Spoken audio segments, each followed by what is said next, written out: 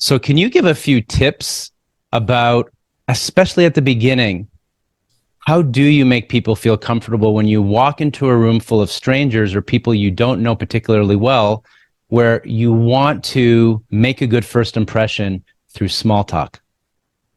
Okay, I'm going to do the first thing for all of which our watchers and our listeners. I want you to embrace small talk. There is nothing small about it. If you read the research and the leaders that are quoted, yeah, big talk's really important. But this is what I say when I get my presentations. Famine is important. Is this what you want to open up a conversation with? Who wants to do that? Famine, war, pestilence. You start with, oh, have you been to this venue before?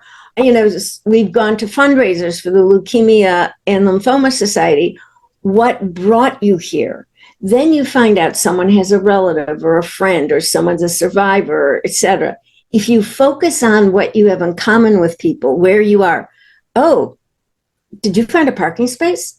By the way, if you find a parking space in front of any venue in any city, you already have a conversation. You've got bragging rights because nobody finds a parking space in front of the venue. And I can hear some of you say, well, that sounds so insignificant. No, it is not, because it's the common issue.